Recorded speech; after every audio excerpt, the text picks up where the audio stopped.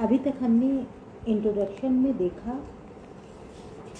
कि राइटर स्वयं प्रकाश, लेखक स्वयं प्रकाश जी की जीवनी, कि जिस स्वयं प्रकाश जी ने नेताजी का चश्मा लिखा, तो नेताजी का चश्मा लिखने का क्या औचित्य था। तो यहाँ पर लेखक, सबसे पहले तो हम इसका सार जानना चाहेंगे कि कहानी लिखने का औचित्य क्या है। नेताजी का चश्मा एक व्यंग है और इसको लिखने का औचित्य था कि इसके माध्यम से लेखक स्वयं प्रकाश बताना चाहते हैं कि एक निश्चित भूभाग जो सीमाओं से घिरा हुआ होता है वो देश नहीं बनता, वह देश नहीं कहलाता। देश तो तब बनता है जब इसमें रहने वाले प्राणी, जीव जंतु, पौधे, नदियों, प्राकृतिक सौंदर्य आदि का समावेश, जब इसमें सबका समावेश हो तो देश बनता है।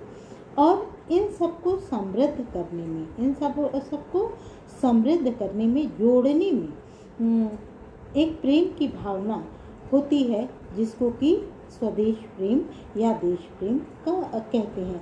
तो कैप्टन चश्मे वाले के माध्यम से लेखक ने यहाँ पर नेताजी का चश्मा के माध्यम से उसने लेखक ने एक कैप्टन की रूपरेखा का वर्णन किया है, जो कि मात्र नाम से कैप्टन है, न कि वो अपने कार्य से कैप्टन है। वो उसकी कोई जॉब नहीं है, उसकी कोई पोस्ट कैप्टन की नहीं है, लेकिन मात्र नाम है। लेकिन उसके अंदर सेना देशभक्ति कूट कूट की भरी हुई है। तो उन्होंने ये बताने का प्रयास किया है कि जिस तरह से कैप्टन नाम का वो साधारण मनुष्य अपनी देशभक्ति के माध्यम से किस तरह नेताजी की मूर्ति पे चश्मा नहीं होता है, तो उनको नित्य नए वो चश्मे का व्यापार का छोटा सा चलते फिरते चश्मे का दुकानदार है, चश्मा लेकर के वो बेचता है, फेरी वाला है, मान लो चश्मे का फेरी करने वाला है, और वो देखता है कि नेताजी के चेहरे पर चश्मा नहीं है, तब उसको वो तस्वीर अधूरी सी लगती है, तो उसने उसको चश्मा लगा दिया होता है और बार बार चश्मा दूसरे उतार लेते हैं, तो वो बार बार उस चश्मे को वहाँ लगा दिया करता है। तो इसके माध्यम से लेखक ने कहने का प्रयास किया है कि हर मनुष्य में कहीं ना कहीं देशभक्ति की भावना छिपी होती है और वो किसी न किसी तरीके से देश के निर्माण में अपना योगदान देता है। ऐसा नहीं है कि ऐसा नहीं होता है कि केवल बड़े ही देशभक्ति के निर्माण में सहायक होते हैं, बच्चे भी सहायक होते हैं। तो अब हम कहानी के माध्यम से जान सकते हैं। तो ये तो हमने आपको एक छोटी सी समरी बताई इस कहानी की, इसमें क्या है नेताजी के चश्मे में। तो नेताजी के चश्मे में हालदार साहब हैं। हालदार साहब को हर 15वें दिन अपने कंपनी के काम के सिलसिले में कस्बे से गुजरना पड़ता था। कस्बा बहुत बड़ा नहीं था जिसे पक्का मकान कहा जा सके। कुछ मकान थे कुछ ही मकान और जिसे बाजार कहा जा सके, वैसा बाजार ही था। एक बाजार ही था। कस्बे में एक लड़कों का स्कूल, एक लड़कियों का स्कूल था। मतलब बहुत छोटे से कस्बे की कहानी है। तो वहाँ पर भी देशभक्ति के भाव को दिखाया है कि एक सीमेंट का छोटा सा कारखाना था, 2 ओपन एयर सिनेमा घर थे और 2 नगर पालिका थी। नगर पालिका कुछ न कुछ कार्य करती थी।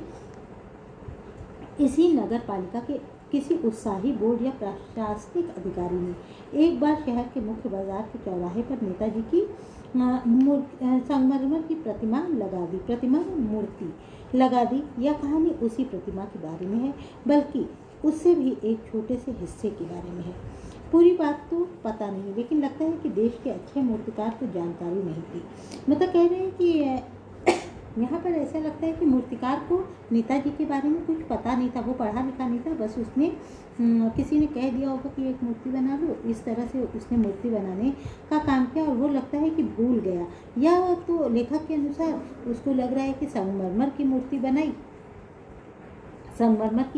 तो उसको लगा हुआ कि अरे संगमरमर की मूर्ति तो पत्थर का चश्मा कैसे बनाए, तो नहीं बनाया। शीशे का कैसे बना के लगाएं, वो भी नहीं बनाए, इसलिए उसने शायद छोड़ दिया होगा।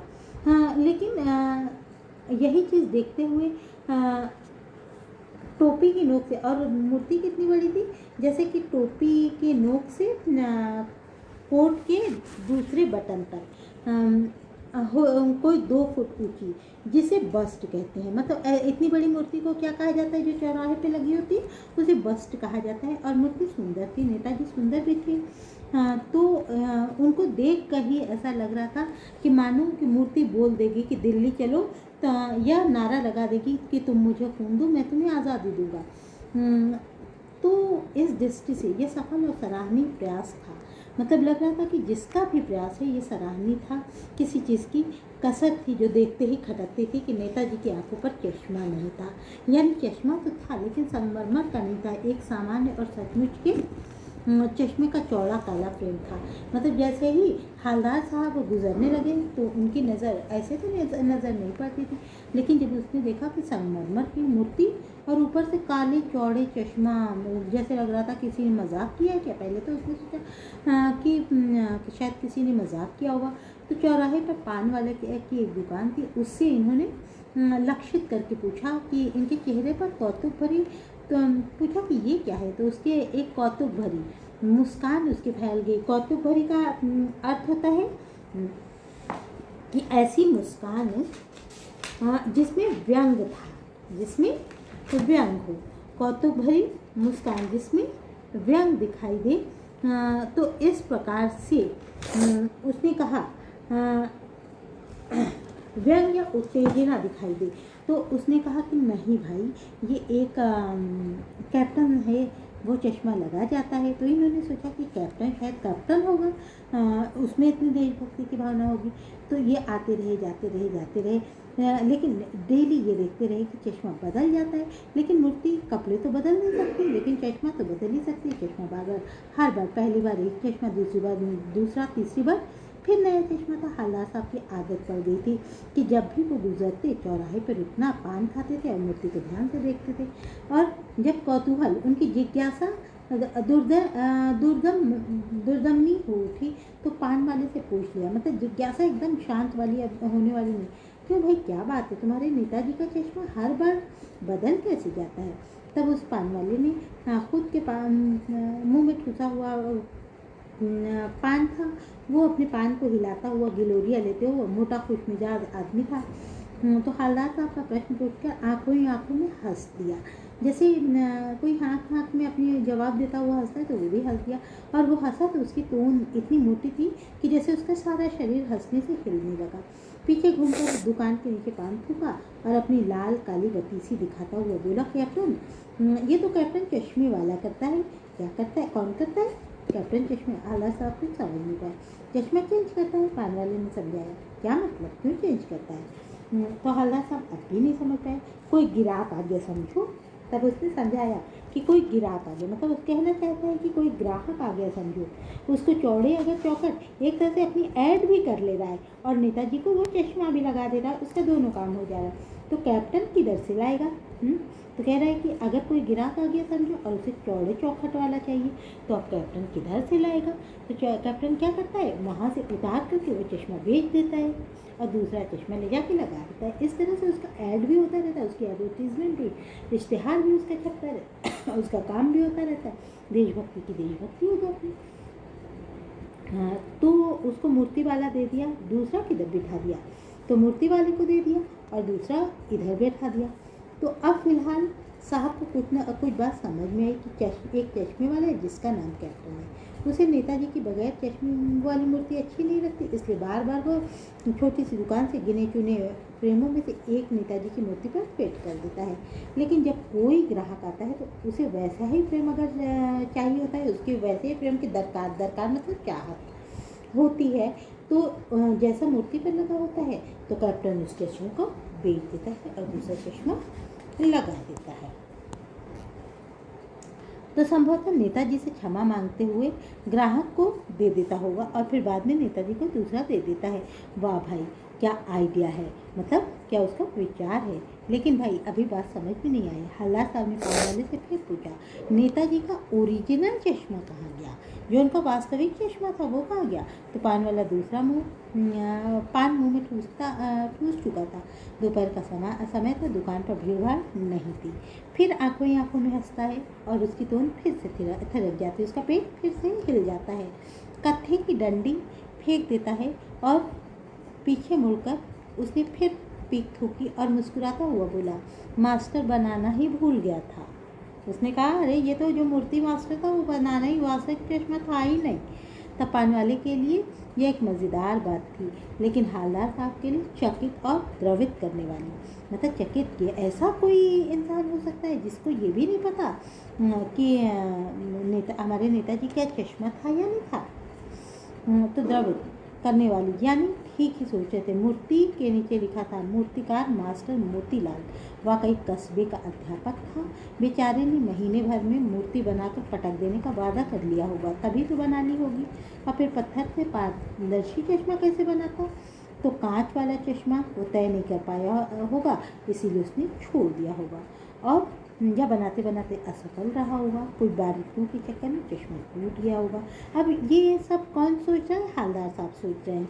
लेकिन ऐसा कुछ नहीं था, इसलिए कि उसको चश्मा बनाना ही नहीं आया, उसको पता ही बनाना ही नहीं आया, इसलिए, जबकि वो टीचर था इसलिए उसको पता तो था। उस हालदार साहब को सब कुछ बड़ा विचित्र और कौतुक भरा लगा, मतलब आश्चर्य भरा लगा। इन्हीं ख्यालों में खोए खोए पान के पैसे चुकाकर चश्मे वाले की देशभक्ति के समक्ष नतमस्तक होते हुए जीप की तरफ चले। फिर रुके, मुड़े और पान वाले की राय जाकर पूछा, क्या कैप्टन चश्मे वाला नेताजी का साथी था क्या? इसलिए कि अभी तो इन्हें लग रहा था कि शायद ये आज़ाद हिंद फौज में इनका कोई साथी रहा होगा। तो वो फिर हंसा। ये सोचने लगे या कोई भूतपूर्व सिपाही रहा होगा, तो वो फिर हंसा। तो पान खा रहा था, पकड़े पकड़े हाथ को मुंह से 1.5 इंच दूर फेंक कर ही उसने ध्यान से देखा और अपनी काली पत्ती सी फिर दिखाई और हंस के बोला, नहीं साहब, वो क्या लंगड़ा जाएगा फौज में? लंगड़ा क्या, पागल है, पागल है। तब उसने कहा, नहीं वो पागल है, लंगड़ा है, वो फौज में क्या जाएगा? वो देखिए वो सामने आ रहा है, आप बात कर लो, फोटो वोटो छपवा दो उसकी कहीं। तो हलदार साहब को पान वाले द्वारा एक भक्त का इस तरह मजाक उड़ाया जाना अच्छा नहीं लगा। उसने देखा कि सामने कैप्टन आ रहा है, लेकिन उसने ये सोचा कि ये सच्चा देशभक्त है जो कि नेताजी के ऊपर चश्मा लगा रहा है, तो ये देशभक्ति का सबूत, तो उनको अच्छा नहीं लगा। तो उन्होंने देखा एक बेहद बूढ़ा मरियल सा लंगड़ा आदमी, सिर पर गांधी टोपी और आंखों पर काला चश्मा लगाए, एक हाथ में छोटी सी संदूकची और दूसरे हाथ में बांस पर टंगे बहुत से चश्मे लिए अभी अभी गली से निकला। एक दुकान के सहारे अपना बांस टिका दिया, तो उस बेचारी की दुकान भी नहीं, फेरी लगाता है। हालदार साहब चक्कर में पड़ गए, पूछना चाहते थे, इसे कैप्टन क्यों कहा जाता है? क्या यही इसका वास्तविक नाम है? लेकिन पान वाले ने साफ बता दिया कि ये कोई कैप्टन नहीं है, इसका बस नाम है। ये ड्राइवर भी बेचैन हो जाता कि अब इस बारे में और बात करने को तैयार नहीं था। ड्राइवर भी बेचैन था, काम भी था। हालदार साहब इसलिए चुपचाप चले गए। तो इस तरह से हमने अभी तक स्टोरी को यहाँ तक देखा। अब हम आगे की वीडियोस में देखेंगे कि ये कैप्टन क्या था, क्या थे, कैसे थे, इनके देशभक्ति का वास्तविक रूप क्या था, कि वास्तव में ये सच्चे देशभक्त थे, अन्यथा नहीं।